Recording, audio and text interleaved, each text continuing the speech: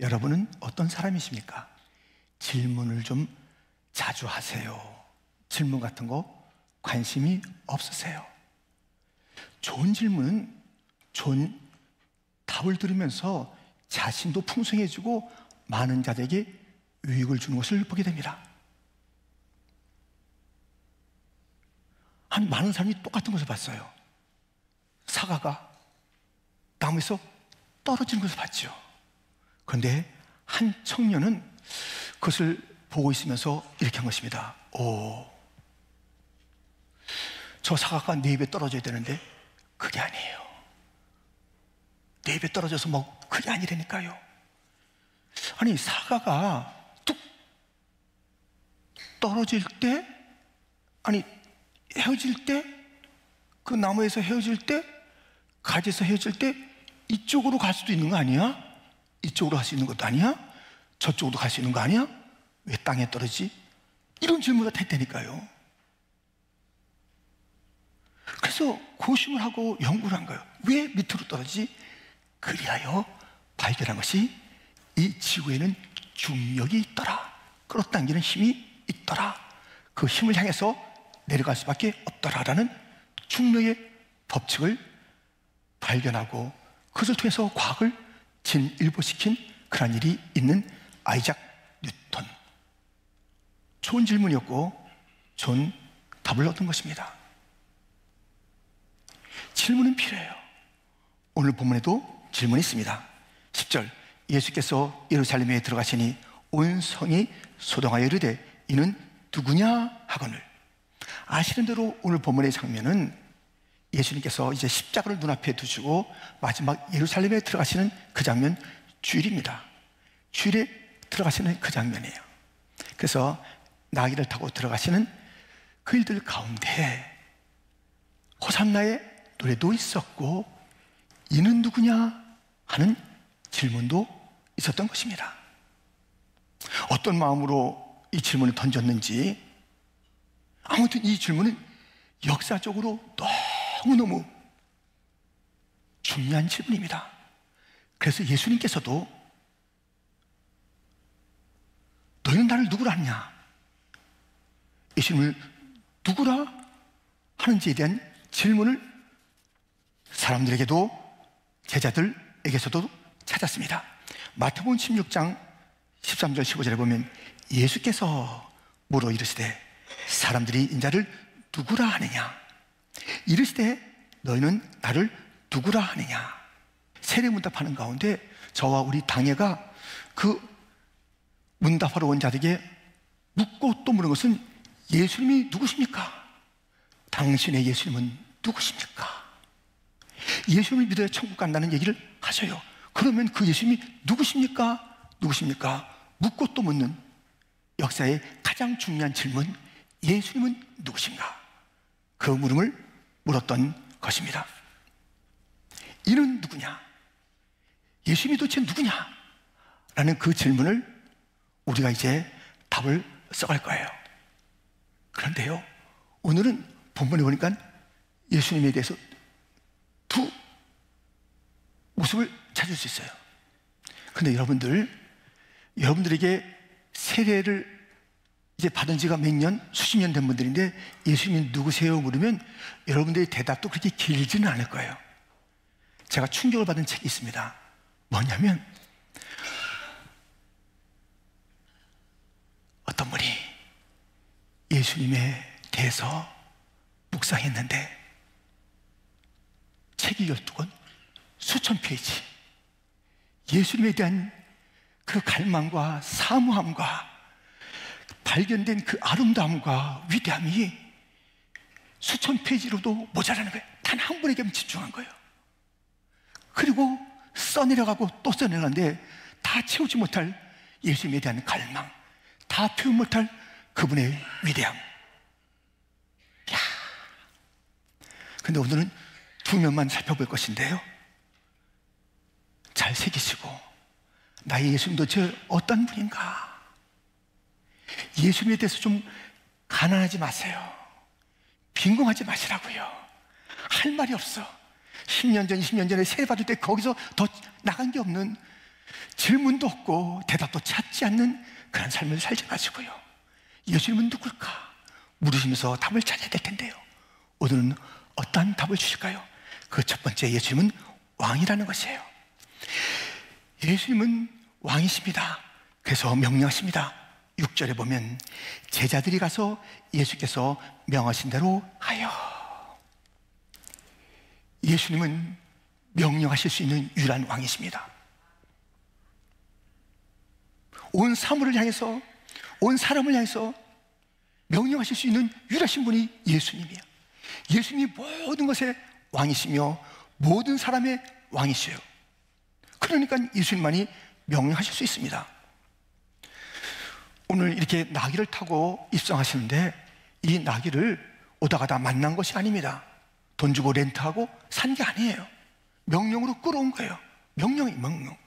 오늘 본문 앞에 가보면 오늘의 스토리가 다 함께 있는 그 이야기, 1절부터 함께 읽겠습니다. 그들이 예루살렘에 가까이 가서 감람산 벳바게에 이르렀을 때에 예수께서 두 제자를 보내시며 이르시되 너희는 맞은편 마을로 가라. 그리하면 곧 민 나귀와 나귀 새끼가 함께 있는 것을 보리니 풀어 내게로 끌고 오라. 만일 누가 무슨 말을 하거든 주가 쓰시겠다 하라. 그리하면 즉시 보내리라 하시니 아멘. 가라, 풀어서 데리고 와. 주인이 너무 놀라지 않겠어요? 갑자기 어떤 사람들이 와서 이 나귀, 내가 주인인데 갑자기 나귀 왜 풀어가요? 그때 얘기해라. 주가 쓰시겠다. 즉시 줄 거야. 우리 예수님은 왕이십니다. 예수님은 왕이십니다. 예수님의 명령, 그 명령에 제자들도 순종했고 나귀들도 따라왔고 그 주인도 즉시 내드린 것입니다. 예수님이 왕이신 것은 오늘 보면 스토리에 나오고 있는 분명한 단어가 우리에게 일러주고 있지 않습니까? 5절과 9절에 보면 시온 딸에게 이르기를 내 왕이 내게 임하나니 그는 겸손하여 나귀 곧 멍에 매는 짐승의 새끼를 탔도다 하라 하였으니 앞에서 가고 뒤에서 따르는 무리가 소리 높여 이르되 호산나 다윗의 자손이여 찬송하리로다. 주의 이름으로 오시는 이여 가장 높은 곳에서 호산나 하더라. 다윗의 자손, 왕의 이름을 가지고 있습니다. 왕이라고 그랬어요. 다윗의 자손이라고 그랬습니다.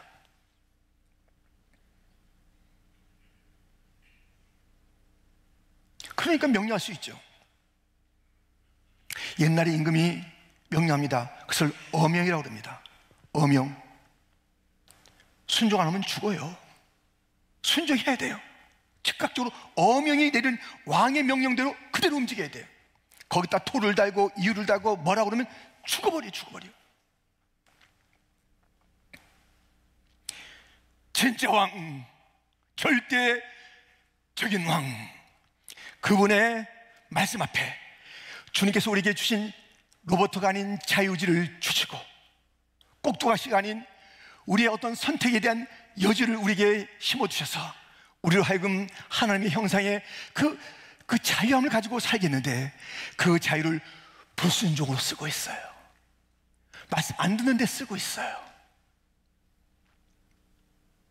너무 좋으신 왕이니까 참는데 끝까지 참는 거 아니에요. 왜 왕의 명령 앞에 사사로운 생각을 내놓고 우리의 존재, 우리 사는 이유가 왕에게 달려있어요. 왕 때문에 존재하는 것이고 왕의 명령이 나의 행복이고 왕의 명령도 사는 것이 그분의 영광이며 내 인생의 전부라고요. 어느 영역을 갖다 남겨두는 것이 그것이 아니에요. 전적으로 나는 왕의 명령에 따라 움직일, 우리 교회는 왕의 명령에 순종할 이유가 있는 것이고 그래야만 하는 것입니다. 그런데 오늘 우리 예수님께서 나귀들이 묶여 있을 거라고 그래요. 매여 있을 거라고 그래요. 그 풀어서 나한테 데리고 와. 왜죠? 물으면 주가 쓰시겠다 얘기해. 지금 우리가 주님한테 쓰임받아야 되는데요, 뭔가에 지금 묶여있는 사람들이 있어요. 뭔가에 딱 걸려있는 자들이 있다고요. 뭔지 아세요? 뭐에 묶여있는지 아세요? 교만이야, 교만. 게으름이야, 게으름. 탐욕이야, 탐욕. 절망에 묶여있어. 두려움에 묶여있어. 어떤 그 정말 잡동산에 묶여있어요. 우리의 존재는 주님께서 쓰시기에 편한 도구가 될 텐데 너무 멀리 있어요. 너무 멀리서 묶여있어. 그래, 주님 가까이서 주님이 쓰시는, 주님을 태우기도 하고 주님의 영광을 드러낼 그러한 존재로 가까이 있지 아니하고 멀리 멀리 어딘가에 묶여있는 존재들, 풀어라, 끊어라, 데리고 오라. 왜 거기에 묶여있느냐?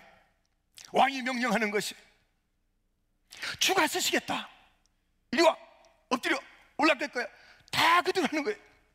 세상의 미물도 그렇게 하는데 하나님의 형상으로 지음받고 하나님의 은혜를 받은 우리들이, 일반 은총을 받은 자들도 그렇게 순종하고 있는데, 특별한 사랑과 특별한 은총을 받은 우리의 구원의 백성들이 주님 쓰시기에 너무 불편해요.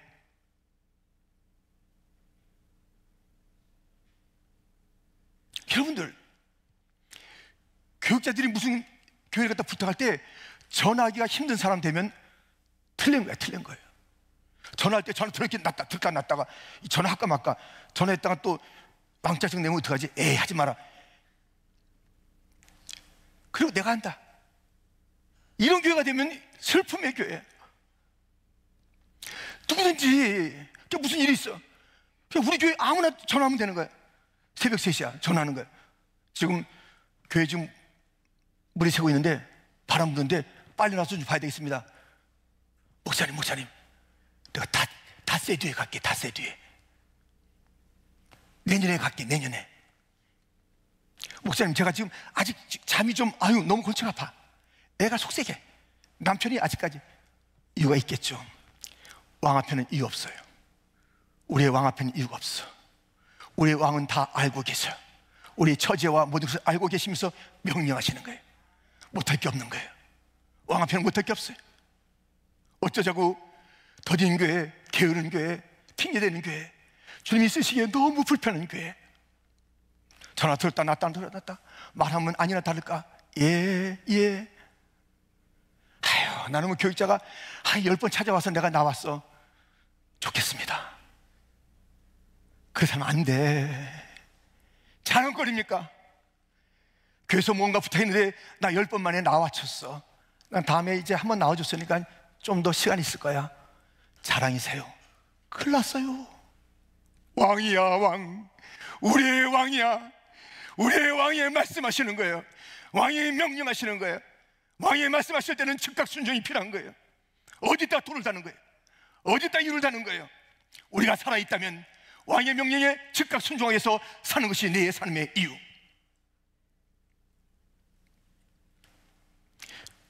묶인 데서 벗어나야 돼요. 그런데 놀라운 것은요, 놀라운 일이 있어요. 왕이 명령했는데 그 묶임에서 풀어놔야 되는데 풀지 못하고 있어요. 스스로 풀지 못해요. 그래서 우리 주님의 이름이 왕일 뿐만 아니라 구원자라는 이름을 갖고 있습니다. 호산나가 무슨 뜻입니까? 호산나, 주여 우리를 구원해 주옵소서. 우리를 구원해 주소서. 호산나, 구원자의 구원자. 명령하시는데 그가 구원자가 된 거예요. 우리가 그 결박을 풀 수 없는 것을 아시고 예수님이 십자가에 달리시면서 스스로 결박되시고 우리에게는 결박에서 벗어나는 그 은혜. 예수 결박 부셨도다. 예수 결박 부셨도다. 예수님은 우리의 결박을 푸시기 위해서 스스로 결박당하시고 십자가에서 죽으신 주님. 그러므로 우리의 모든 사로잡힘과 묶임의 십자가가 열쇠입니다. 골로새서 2장에 보면 누가 철학과 헛된 속임수로 너희를 사로잡을까 주의하라. 십자가로 그들을 이기셨느니라. 십자가가 우리의 결박을 풉니다. 왕은 명령하시고 그 명령을 스스로 지킬 수 없는 걸 알아서 예수님께서 십자가를 주시면서 십자가 앞에 나와 풀어라. 십자가 앞에서 그 결박에서 자유하라. 그리고 너는 이제 새로운 삶을 사는 거야. 나의 온전한 통치를 받는 거야. 그리고 내가 쓰기에 편한 도구가 되는 거야. 나는 내가 쓰기에 필요한 그릇들이 많아. 곳곳에 있고 시대마다 있는 거야. 이 시대에 2023년도에도 쓸 일이 많아. 퀸즈 장로교회, 내 몸 된 교회에 쓸 일이 많아서 수많은 사람이 있어서 괜찮다고? 그 사람이 대신하면 된다고? 나는 안 해도 된다고? 아니야. 내가 너를 오늘 존재케 한 이유는, 살려둔 이유는 내가 쓰기 위해서 부른 거야. 나귀와 나귀 새끼가 쓰임받았는데, 그렇게 구속이 아름다운 그 일에 쓰임받았는데, 구원받은 우리가 주님의 일에 쓰임받는다는 것, 십자가로 결박에서 벗어나서 이제 우리는 주 앞에 가까이, 내게로 데려오라. 주 앞에 가까이. 그리고 주님의 음성을 더 상세히 가까이 심장으로 들으면서 주님 앞에 순종하되 주님이 쓰시기에 편리하게 쓸 수 있도록, 주여 내가 여기 있나이다, 여기 있나이다, 왕이여 쓰시옵소서. 우리 왕을 좀 폼나게 해드립시다. 우리 예수님 좀 폼나게 해드립시다. 우리 위해서 십자가 지셨는데, 예수님 명령하는데 왜 이렇게 더딘 교회가 돼서? 그러면 안 되죠. 선착순하면 전부가 다 선착순이에요. 뽑을 수가 없어. 다 넣어서 정렬해서 쫙 쓰는 거예요. 왕이여 여기 내가 있나이다. 다 그래, 다 그래. 어떻게 될지 모를 정도로 꽉 찬 거예요. 왕답게 섬깁시다. 그것은 순종이에요. 왕답게 내어드립시다. 왕이 쓰기에 편리한, 그 편리한 하나님의 백성, 편리한 교회 되도록, 퀸즈 장로교회는 편리한 교회 됩시다. 아멘. 그러한 성도 다 되시기를 주님의 이름으로 축원드립니다. 예수님은 왕이셔요. 예수님, 이는 누군가? 두 번째, 선지자이십니다. 11절 말씀 같이 읽겠습니다.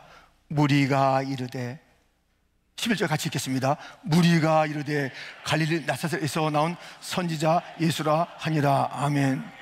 예. 같이 읽자는데 같이 안 읽어서 깜짝 놀랐습니다. 예.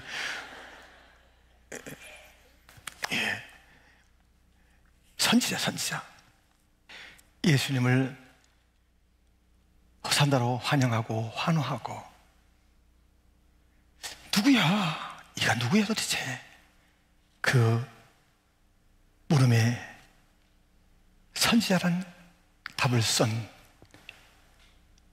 본문의 이야기, 그 당시의 이야기. 여러분들, 예수님 선지자시래요. 근데 선지자 중에 가짜가 있어요. 가짜. 스파이처럼요, 간첩처럼 다른 나라 이 사람이 이쪽 나라 사람인 것처럼 변장도 하고 막 친하게도 지내면서 거기서 정보를 빼내거나 그 나라를 흔드는 이 스파이가 있는 것처럼 가짜 선지자가 있어서 하나님 나라 교회 침투해서요 어지럽히는 거예요. 베드로서 2장 1절, 그러나 백성 가운데 또한 거짓 선지자들이 일어났었나니 이와 같이 너희 중에도 거짓 선생들이 있으리라. 그들은 멸망하게 할 이단을 가만히 끌어들여 자기들을 사신 줄 부인하고 임박한 멸망을 스스로 취하는 자들이라. 이것은 성경의 교회 역사에 지금 현실에 있는 거예요. 거짓 선지자가 교회에 딱 들어와 있다니까요. 그거 조심해야 돼요. 아주 더 신앙이 좋은 것처럼 들어와 있는 자가 있습니다. 그런데 결국은 교회를 허무는 자들이 있어요. 거짓 선지자. 말씀대로가 아니라 자기 생각대로, 어디서? 마귀에게서 파송받았으니까 마귀의 생각과 마귀의 방식들로 가득 차 있는 그러한 일들을 마침내 펼치는 자들, 거짓 선지자, 거짓 선생들, 이단들을 조심해야 돼요. 항상 이것은 경계해야 됩니다. 우리 교회도 이단들 쫓아냈잖아요. 아닌 듯 다 있어요. 거짓말 반번듯 하고. 전 여기서뿐만 아니에요. 제가 한국에서 담임할 때도 이단들 6명을 다 쫓아내는데 그거 쉽겠어요? 그 과정이 쉽겠냐고요. 얼마나 제가 편지로 협박받으면서 했는데요. 여러분들, 거짓 선지자가 있고요, 진짜 선지자도 있죠. 그분의 말 잘 들어야 돼요. 그래서 말씀대로 하는 걸 잘 해야 돼요. 근데 우리 예수님도 선지자라는데, 그럼 뭐 진짜 선지자 맞는데요, 근데 차원이 달라요. 우리 예수님의 선지자라는 것은 차원이 다른 거예요. 차원이. 여러분이 지금 익숙한 그 말씀을 우리가 같이 읽어갈 건데요, 거기에 예수님이 선지자인데 차원이 다른 선지자라는 이름을 갖고 있어요. 찾아보세요. 같이 읽습니다. 누가복음 7장 11절부터. 그 후에 예수께서 나인한 성으로 가실새 제자와 많은 무리가 동행하더니 성문에 가까이 이르실 때에 사람들이 한 죽은 자를 메고 나오니 이는 한 어머니의 독자요 그의 어머니는 과부라. 그 성에 많은 사람도 그와 함께 나오거늘 주께서 과부를 보시고 불쌍히 여기사 울지 말라 하시고 가까이 가서 그 관에 손을 대시니 맨 자들이 서는지라. 예수께서 이르시되 청년아 내가 네게 말하노니 일어나라 하시매 죽었던 자가 일어나 앉고 말도 하거늘 예수께서 그를 어머니에게 주시니 모든 사람이 두려워하며 하나님께 영광을 돌려 이르되 큰 선지자가 우리 가운데 일어나셨다 하고 또 하나님께서 자기 백성을 돌보셨다 하더라. 예수께 대한 이 소문이 온 유대와 사방에 두루 퍼지니라. 아멘. 큰 선지자, 큰 선지자. 차원이 달라. 정말 가짜 선지자도 있고요, 진짜 선지자도 있어요. 너무 귀하죠.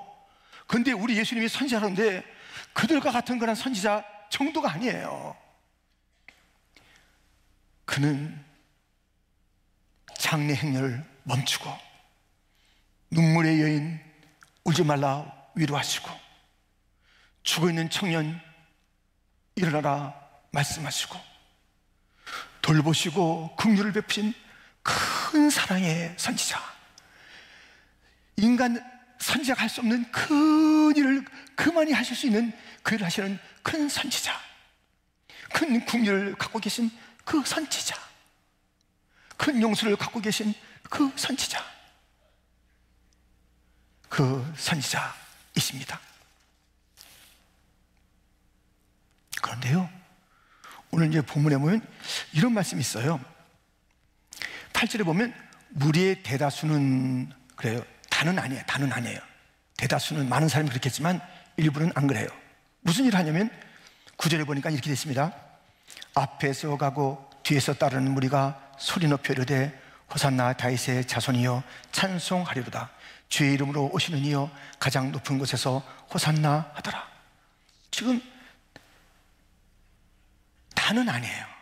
많은 자들이 그렇게 어떻게 앞에서 가고 뒤에서 따르면서 주님을 높이는 찬송을 하고 있어요.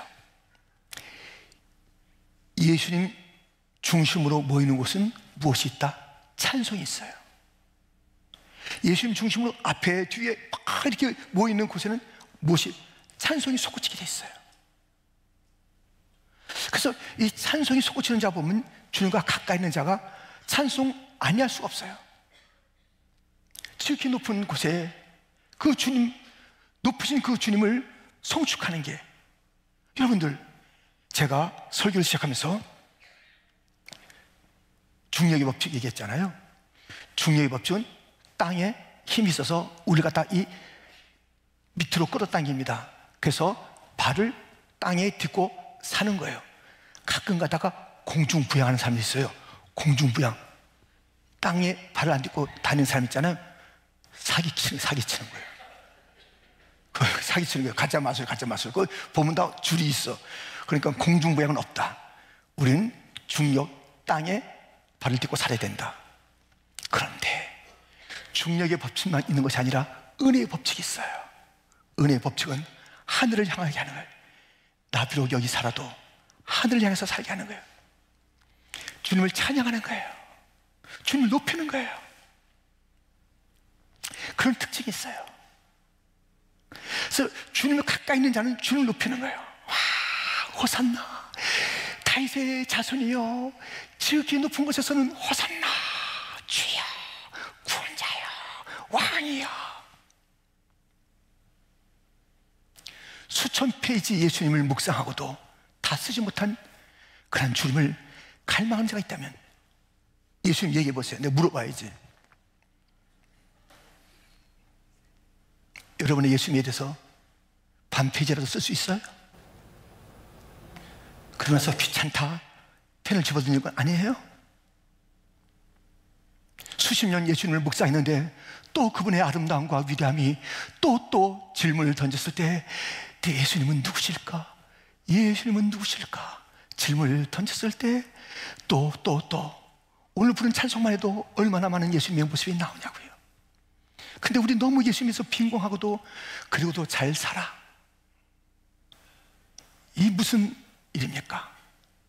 우리 교회가 하나님 중심, 교회 중심, 말씀 중심이라면, 이 중심으로 살아간다면 거기서 가장 먼저 터져나오는 것이, 그리고 영원히 마르지 않는 것이 찬송이에요. 찬송. 근데 이게 뭐예요? 지금 오늘 본문에 나온 이들은 앞에서 뒤에서 너무 즐거워 피구선 하면서 찬송했는데 조금 이따 다 도망가요. 다 도망가. 예수님의 그 십자가는 예언된 거예요. 예수님의 그 보혈은 창세기 3장부터 여인의 후손의 뒤꿈치가 상하는 피가 있고, 모든 짐승의 제사 가운데 피가 있고, 그가 찔림은 우리의 허물을 인하며 그 예언되어 있고, 예수님도 내가 십자가에 죽어 다시 삶 안에 살고 다시 올 것을 이미 말씀했건만, 십자가가 선뜻 눈앞에 보이니까 스물스물 도망가기도 하고 저쪽 편에 가서 예수 죽여라, 예수 죽여라, 그런 무리에 합세하고. 정말이에요. 우리가 이렇게 있다가 지금 여기 이 자리에서 주님 찬송하지 않고 그냥 있는 사람이 있어요. 찬송과 거리가 멀어. 수없이 10년 동안 얘기했어요. 제가 부목사도 맨날 찬송 하잖아요. 맨날 딴따다다다다단. 대단한 사람들이 많아요. 찬송하는 사람도 몇 배요. 십자가가 펴면은. 제가 며칠 전에 꿈 꿨다 했잖아요. 제가 꿈을 꾸는데 글쎄 저 어둠의 새들이 몰려오는데 우리 교회를 향해서 오는데요, 우리 청년들이 딱 그 맞서 있더라고요. 나는 이 본당에 있었는데 옳다구나 하면서 제가 결정한 게 있어요. 내가 우리 청년들을 갖다 이렇게 할 수 없지 하고 한 게 아니라 탈출을 시도했다니까요. 탈출 시도했는데 제가 하수로 내려갔어요. 저기 오고 청년들이 맞서고 있는데 하수로 내려갔어요. 하수가 뚫려야 되는데 안 뚫렸어. 예. 그래서 내가 뚫어, 그 사람 부를 수도 없고 막혀 있는 거예요. 아니 뚫으라는 게 있다니까. 뚫어 이렇게 했는데 그 사람 어떻게 불려? 하수는 막혀 있지. 점점 이렇게 죽을 바야 싸우다 죽는다. 내가 본당을 사수한다. 그리고 다시 본당으로 온 거예요. 제가 그때 보니까는 어려움이 오면은 제일 큰 소리 치는 나부터 도망가겠더라니까요. 도망가지 맙시다. 아멘.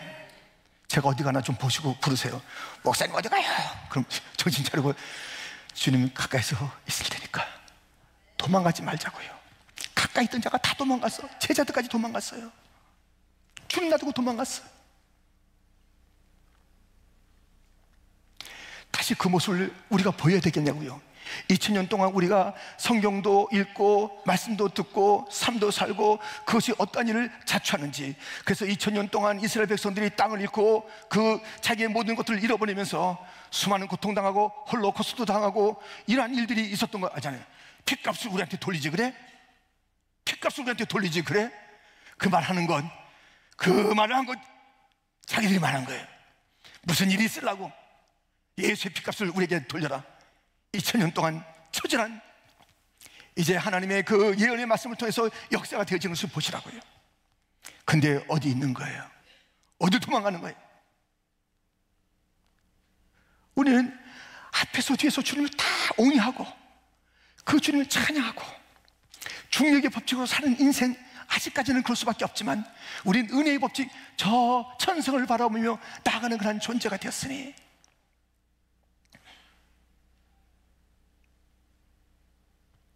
예수님은 누구신가?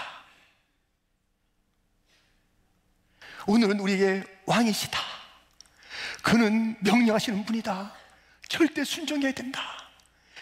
결박에서 나오라 하는데 그 결박을 풀어줄 십자가를 지신 그분이시다. 부르신 그분이 우리의 결박을 푸시는 십자가 구원자이시도다. 그분은 큰 선지자, 사랑이 많으신 큰 선지자. 그는 죽음을 그 자리에서 일으킨 능력의 선지자. 그는 수많은 가슴 아픈 과부만 돼도 슬플 텐데 과부에게는 한 아들 죽었어요. 얼마나 엉엉 우는데 그때 예수님께서 말씀하셨어요. 울지 마라. 위로하신 그분.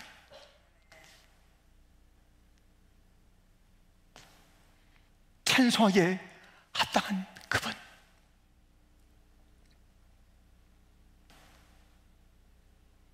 제가 영성일기를 우리 훈련 때마다 늘 쓰라 그러는데 그 영성일기가 쌓이고 쌓여서 주님, 아직 예수님에 대한 묵상이 끝나지 않았습니다.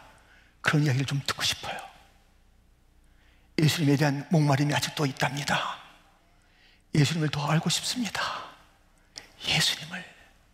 예수님에 대한 갈망이, 예수님에 대한 사모함이, 예수님의 오늘 왕과 선지된 이것으로도 우리가 묵상해도 너무 많은 것이 묵상되어지는데 예수 내 구세주, 그분에 대한 그 십자가, 그 부활, 그분의 그 모든 삶과 그분의 그 위대한 하나님 되심과 그 아들 되심과 인간의 몸을 입으심과 죄 없이 당한 그 고난들을 묵상하면서 우리가 살아간다면 다른 것에 또 묶일까요?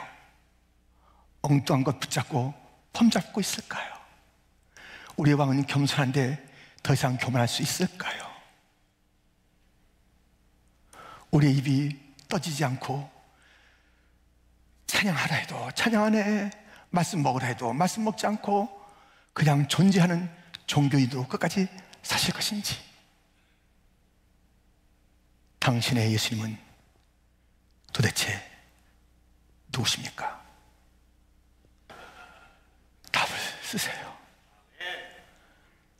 기도하겠습니다.